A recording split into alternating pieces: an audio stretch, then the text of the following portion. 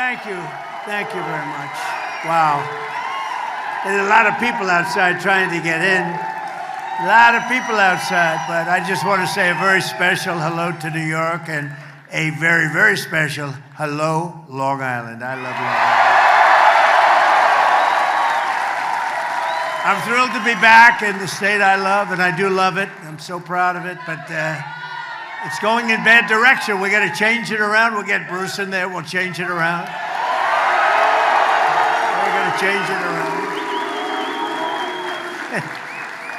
You watch. He's going to do well, but to be with the hardworking patriots of Nassau County, appreciate it.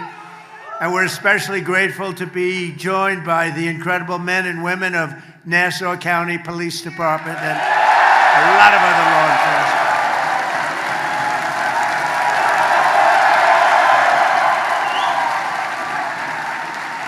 I've known them a long time. There's never any problems, I'll tell you. They're winners. They're just winners, pure and simple. And thanks as well to your brothers and sisters in New York's finest, the New York PD. We love our New York PD. And we're here today to celebrate the historic progress our administration is making together with law enforcement partners nationwide to restore law and order in America. Very simple. A very simple phrase, isn't it? And with these professionals, it's a very easy thing to do. You have to give them, you have to let them do their job. That's all there is. You won't have any problem.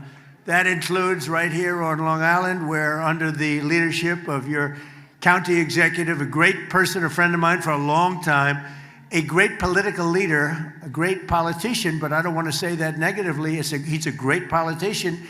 He wins all the time. He won in a big surprise like 8 or 9 years ago. I remember I said, man, that's tough for you to win in that location. And then he's won in landslides ever since, and he's a winner, Bruce Blakeman.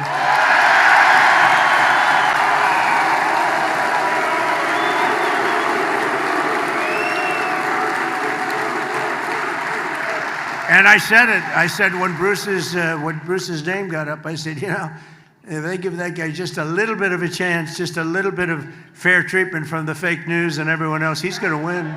No, he's going to win. I mean it. But under Bruce, think of this. Nassau County has been rated the #1 safest county in the United States of America. That's not bad. That's not bad.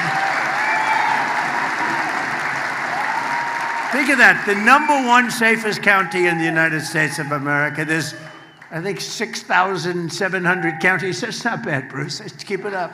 Do a little bit better next time. How do you top that? U.S. News and World Report gives you a perfect score in terms of crime, 100 out of 100. And under the Trump administration, we're working every day with leaders like Bruce and local police like we have here. We have some of the greatest police officers in the world in this room. And a lot of them, unfortunately, they're standing outside trying to get in. Should we let them in? I don't know. We don't have any room, but let's let them in anyway. Who the hell cares? Who cares? Let's let them in anyway. But dangerous offenders off our streets, and they've taken them, they've brought them off our streets, put savage criminals behind bars, and you know what they're doing? They're making America safe again. They've done a fantastic job. And in the past 4 years before I took office, our country was overrun by violent criminals. I mean, you remember just a couple of years ago how bad it was, right? It was really bad. Foreign gangs, savage thugs with Biden. Sleepy Joe. What a horrible 4 years. That was 4 years in hell. We lived in hell. With Biden and the radical left Democrats. We call them Democrats now because their policies are so dumb. Fighting to defund the police. Does that play well in this room? Is there anybody that's in favor of defunding the police in this particular? You'd be afraid to say it if you were. And wide open borders with millions and millions of people pouring in from all over the world, including prisons and jails and mental institutions, insane asylum. You know what that is? That's a mental institution on steroids, you know that. They come from both, including 11,888 murderers, many of whom have killed more than one person. More than 50% killed more than one person. And we took them in with open arms. How stupid could we be? But we're getting them the hell out. They're moving out fast. We're getting them out, and you're helping. And the biggest problem we have, the biggest impediment we have are sanctuary cities, where they protect criminals. It's called a sanctuary for criminals. We ought to change the name, a sanctuary for criminals. But the day I took the oath of office as your 47th president, we ended the border invasion. By the way, we have the best border now in the history of our country. We ended the war on police, and we declared a very strong war on crime. It's been really amazing. We've let our outstanding new Attorney General, happens to be with us. I was surprised to see him. He just got sworn in 2 days ago. Todd Blanche, he's going to be a legend. Where's Todd? I know him very well. I know him for a long time. He's going to be the greatest maybe ever. And we had some good ones in the country. I think he's going to go down. He's got a shot at being the greatest ever. If he remains tough and strong, he'll never change. Are you going to change your ways? I don't think so. If he doesn't change his ways, he's going to go down as the best. So I want to thank Todd, even for being here. Just got sworn in. As well as a Long Island native, born right here, and he's doing a good job. And those numbers are the best numbers anybody's ever seen. FBI Director Kash Patel.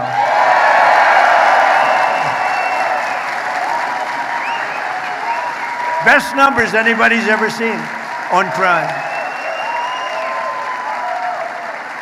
And with your help, last year we achieved the largest drop in murder rate ever recorded, the lowest level in 125 years. That's since the year 1900. That was before my father was born. He would not have liked me saying that because he always liked to say he's quite young. But he wouldn't have liked that. Think of it, 125 years ago, we broke the record. It's amazing.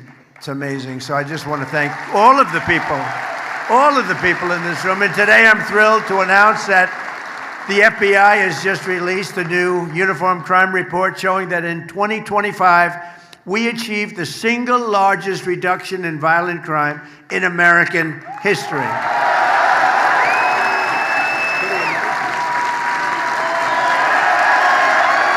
Pretty amazing.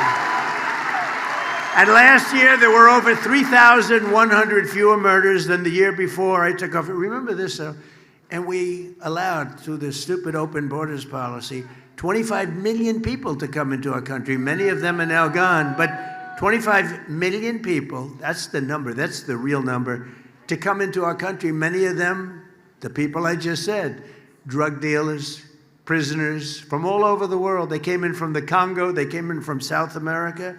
They were in, and despite that, we have the best crime record in recorded history. 2,000, think of this, rapes, 10,000 fewer. We had 10,000 fewer rapes than the year before, 1 million fewer assaults, robberies, burglaries, thefts.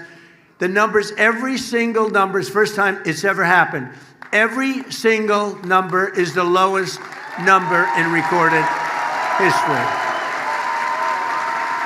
And according to the latest data, crime has continued to plummet under our leadership in 2026, with robberies down another 20% and murders down another 23%. So the numbers you just heard, the preliminary numbers for just now, are even lower than the record numbers that you just heard. So it's a great tribute to all of the people in this room.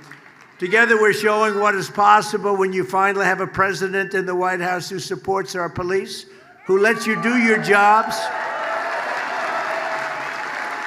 and who always backs the blue. We back the blue.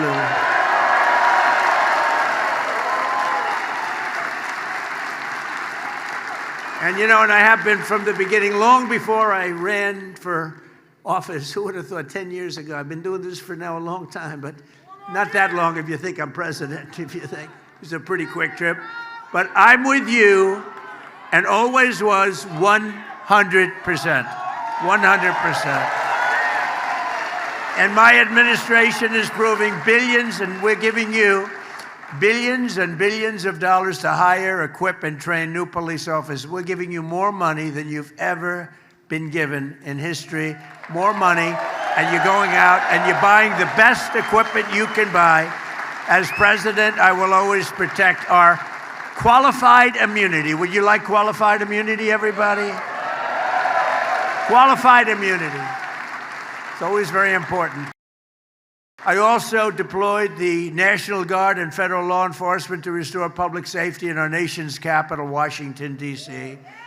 And in D.C., Memphis, and New Orleans, we've removed over 30,000 criminals from the streets in a single year. In Memphis, crime is down 71%. In New Orleans, crime is down 75%. And in D.C., crime is down 81%.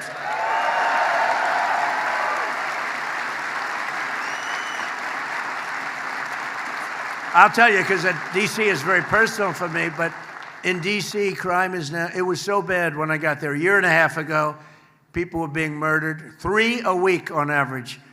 We have very few murders anymore. We have very little crime anymore. We've taken it from the worst, one of the most dangerous, can you imagine our nation's capital, one of the most dangerous cities in the country. We've taken it to one of the safest cities of the country, in the country. And we moved them out. We moved almost 5,000 people out of D.C. And you know, it's a very interesting stat. 2% of the people create 91% of the crime. I love that stat because we can handle 2% of the people. If it was 60% of the people, we got problems. It's 2%. They're repeat criminals, sometimes 3-4 times a day with this cashless bail stuff. They repeat. They go into court. The judge says, all right, you can go. And they go out and create another crime. But think of it, 2% create 91% of the crime. And that's something we handled very well. We moved out in Washington almost 5,000, in many cases, career criminals. They're not there anymore. And every day I come to the White House, people are thanking me. Thank you, sir. Thank you. Thank you, sir.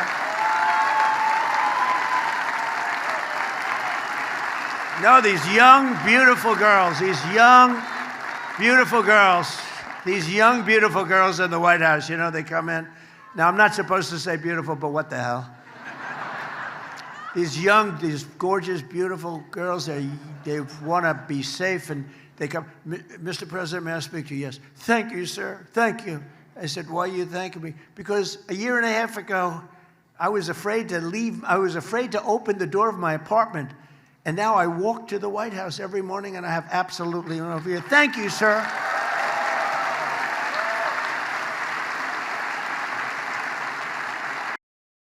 Now I get it all the time. Men, women, older men, younger men, and older women and younger women, they're all saying thank you, and I know exactly what they mean. We lived in a hellhole. 2 years ago, we were in a hellhole, and now we have one of the safest cities, and it should be safe. It's our nation's capital. We represent the whole universe, frankly, because there's nothing like the United States. Look at what we've done.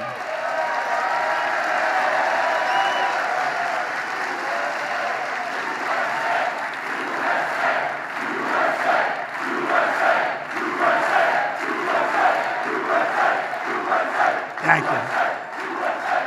And you know, for other cities like New York, Chicago, LA, all they have to do is call us, and we will stop that crime. We'll stop that horrible crime. We come in with the right people. We come in with the power to move people out of the country if they're here illegally, and a lot of them are criminals that were let in through that open border, that horrible. Remember the scene? Remember the scene? Well, you saw it the other day in Spain, right? Okay, now envision that. They allowed 65,000 people in. Now you remember 25 million people. We were worse. That was like that every single day in our country, and that went on for months and months. And then we had a border czar, as you remember, Kamala. She was the border czar. She never went to the border. And she never once called Border Patrol. Other than that, she did an excellent job. She was a great candidate. I think they should run her again. She was a great candidate. But since I took office, federal law enforcement has arrested incredibly 1.2 million criminals nationwide, and bad ones. We want to make sure we get the bad ones. And we've increased federal criminal prosecutions by over 50%.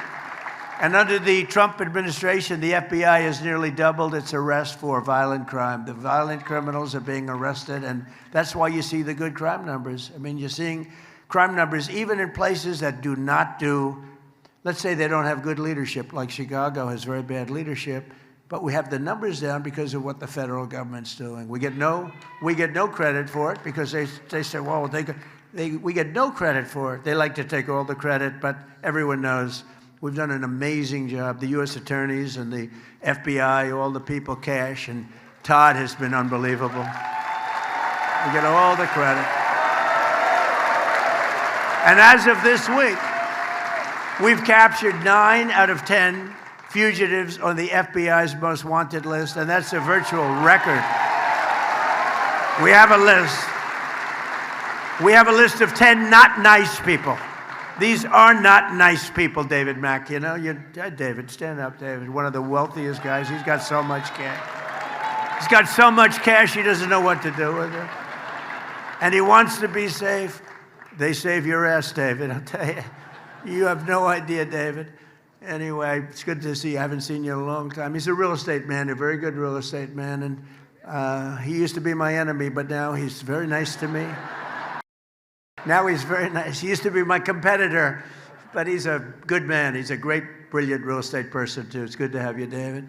Shortly after taking office, I signed a historic executive order directing that anyone convicted of killing a police officer should face the death penalty.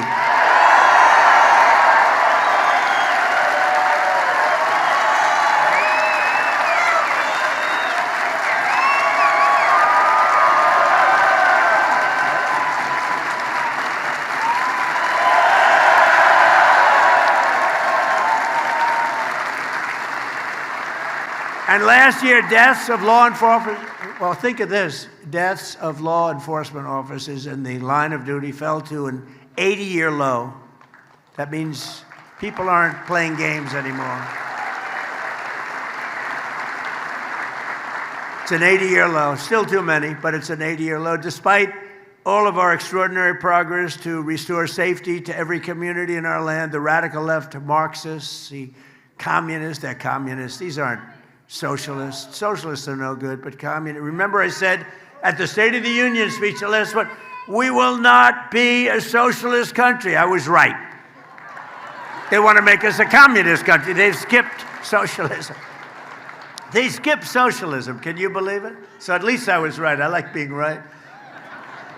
But they continue their war on police and their destruction of the rule of law. The communists want to turn America into a third world country, into a hellhole of crime and filth. You ever notice, I said it a week ago for the first time, the first thing you see, I see, before you even see the crime becomes staggering, is the streets become filthy dirty. They're disgusting. They smell, they rot, but everything becomes dirty. And then you see the crime and you see all the other things. But I don't know, I'm not sure you've ever heard that said by anybody else. Most people wouldn't say it, but it's true. And squalor, and you know, it just becomes so bad. And then the death comes, and it becomes really a true hellhole. And we're not going to let that happen to New York State. And that's why we have to get Bruce into office.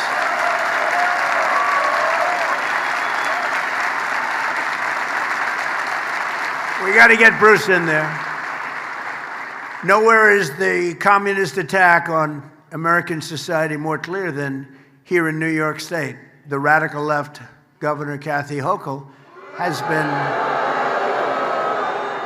been very, very bad on crime, a nightmare for crime. She supports New York's disastrous no cash bail law. You know, it all started, if you think about it, because I've been here for a long time. I love this place, but it gets harder to love. It really does. But if you think, it really started with the no cash bail. Remember that? That was a Cuomo beauty, right? That was a Cuomo beauty. In other words, no cash, don't worry about it. You kill somebody, oh, that's okay, go ahead. Then you go out, kill 2, 3 people a day. It's the craziest thing I've ever heard. And you can't, it's like men playing in women's sports. It's so crazy, you can't believe it. It's like transgender mutilization of your children. And all these people believe in all this stuff, but they came out with that one with the no cash bail. Just think of it, no cash, you kill somebody, you rob a store, you go right back out on the streets. It is the craziest thing I've ever seen. And I don't know, from a political standpoint, I guess it's good, because Bruce, how the hell can you lose to that? You're going to be ashamed. If you lose, you're going to be ashamed for the rest of your life. You'll be ashamed. Bruce would say, how did I lose to that? No, I mean, think of it. Open borders. Let's have open borders. Have the entire world pour into our country. 25 million people in 4 years. She supported the release of convicted murderers who killed New York City police officers. She wanted people that killed great police officers. One in particular in Long Island, where I went to the funeral, and he just met the people that gave this law enforcement chapels, and rabbis, and met a whole group, and they were there, and they gave the most beautiful sermon, but they kill. These are absolute killers, and then you're not going to change them.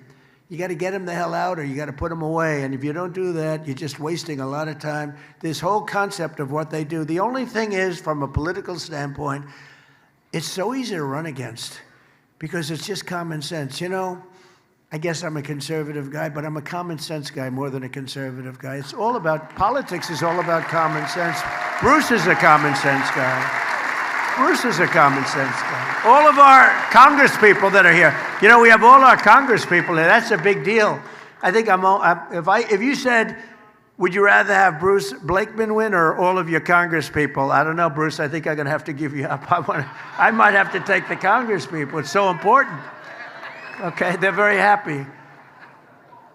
She signed a law weakening the parole enforcement for convicted felons, really weakening it. She spent millions and millions of dollars providing taxpayer-funded lawyers to illegal aliens. If you weren't an illegal alien, you didn't get a lawyer. But if you were an illegal alien, you got lawyers, and they were very good. They were radical left lunatics, but they were very good, very effective. She's in favor of the sanctuary city. She thinks the sanctuary cities are wonderful, which are killing our country. And less than 3 months ago, Kathy Hochul signed a deadly and seditious new law making New York a so-called sanctuary state. So she took it from the city to the state. Meaning Kathy Hochul wants to release migrant criminals from jail and set them loose on innocent New Yorkers all over. Every street has people that are not supposed to be here. And the reason they left their country is a lot of bad reasons. You know, I know a lot of the leaders of these countries. They're very smart. More than smart, they're street smart, very street smart. And they don't want these people. So what they did is they sent them into the United States of America through the open border. And people like Kathy Hochul, they want to keep them in New York. We don't want to keep them in New York. We don't want them. We don't want to take a chance. Yeah, maybe they'll get better. You know what the chances of? About 2%. Maybe they'll get better. But Hochul and the radical left stand with the gang members, child predators, violent felons. We stand with hardworking New Yorkers. We stand with the great people of law enforcement.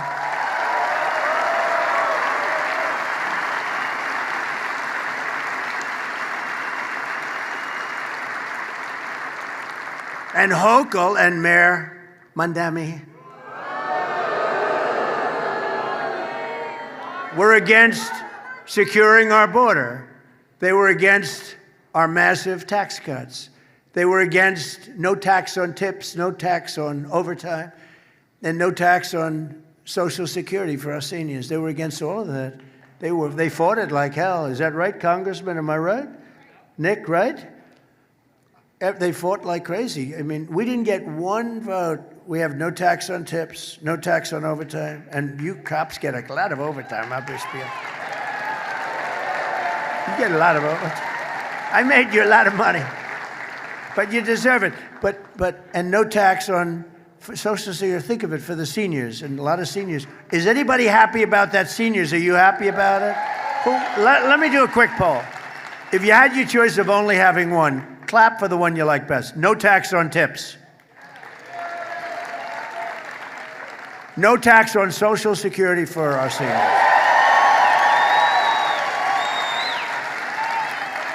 No tax on overtime.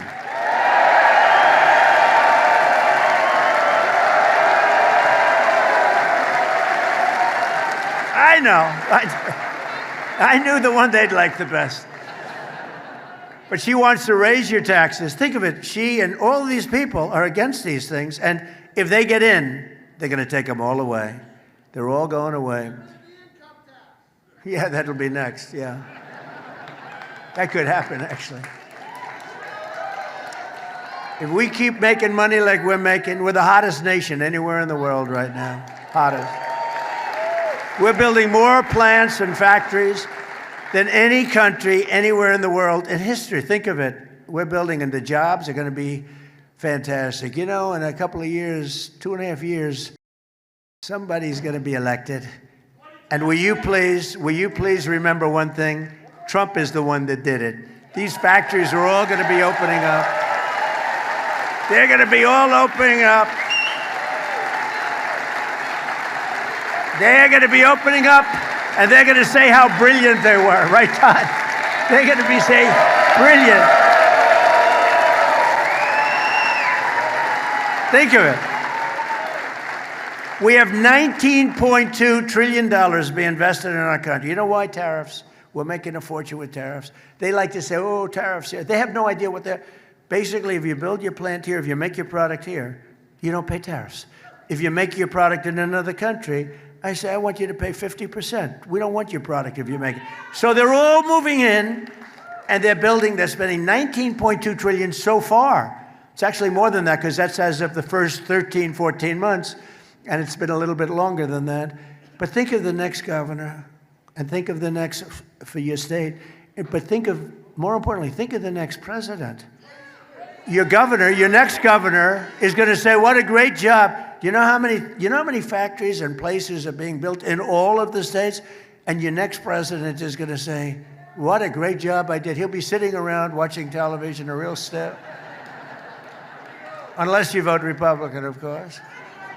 But no, they'll be sitting, say, darling, look at the great job I did. I don't know what the hell's happening, but this country is good.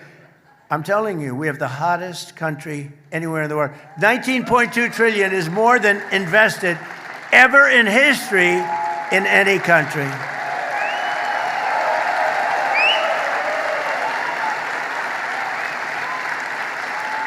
And another little stat, I love these stats.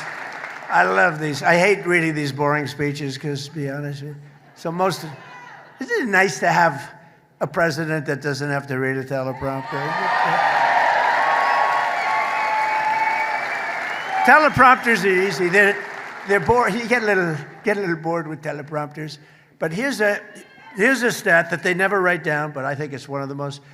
At this moment, right now, there are more people working in the United States of America than ever before. We've never had anywhere, not even close. Think of that stat, right? Think of that stat.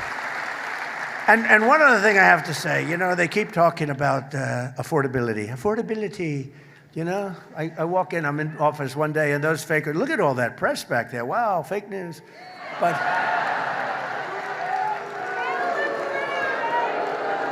But they keep talking about affordability. When I got in, you remember the first news conference, it was one day, they started screaming, what about eggs? What about eggs? Eggs. I said, tell me about eggs. What's the problem? They're up 5 times higher than they were just a year ago. I said, I've just been here one day. And then they started screaming affordability. And, you know, I made the statement, but they always misread it and everything else. But I said, the Democrats saying that is a hoax because they're the ones that cause the affordability. We're bringing the prices way down. Look at what's happening, coming way down.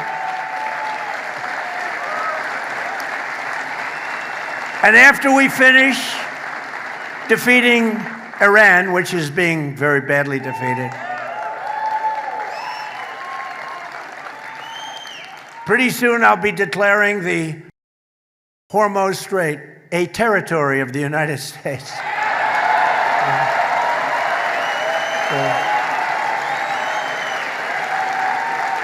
Essentially, that's what it is. We have the blockade.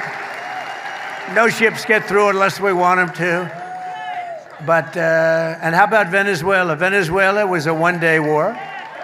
And now we work great with them. We've taken in millions and millions of barrels of oil. But we're doing really good. We're doing good in every way. You know, I built the military, and now I used it a little bit more than I wanted to, frankly, but that's okay, because we cannot let Iran have a nuclear weapon. Do we agree? Can't let it.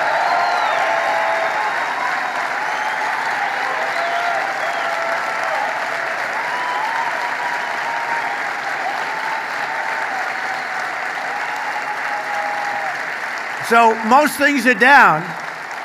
And I had, before I started that, I had to make a journey. I said to my guys, I said to Howard, Scott, Marco, they're all fantastic. What a great group we have. But I said, fellas, we had just had the best month anyone's ever had as president. The numbers had just come out. I just got back. I was in Iowa helping some people. And I was in office. And we're looking at the pump. And it's $1.95 a gallon. And another one was $1.85. I said $1.85 a gallon. And I meet them the following day. I said, I have bad news for you guys. We have to make a little journey to the Middle East because we have to put out a potential disaster, a potential very big fire like you've never seen. We can't let Iran keep going. They would have had a nuclear. If we didn't hit the B-2 bombers, if we didn't hit them, you would have had a nuclear weapon. And it would have been a very sad day for this country and for the entire world. So I said, we're going to have to put out the fire in the Middle East, and we've done that. They're never going to have a nuclear weapon. We have loaded up. So I just say this. So for you to pay a tiny little bit more for your gasoline, just remember, you're doing it so that a very evil country cannot have, a country really, it's the #1 state sponsor of terror in the world.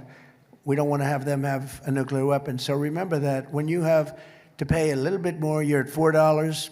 It's okay. I mean, it's I'll never apologize. I did the right thing.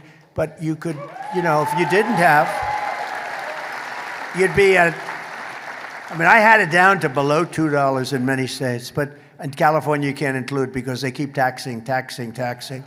You lower the oil price and they end up taxing you more than what you lower it. But you just have to remember that what we're doing is a great service for the world, not only for ourselves, for the world. And we're really doing a great job. Our military is unbelievable. The blockade is unstoppable. It's a wall of steel. The blockade is a wall of steel.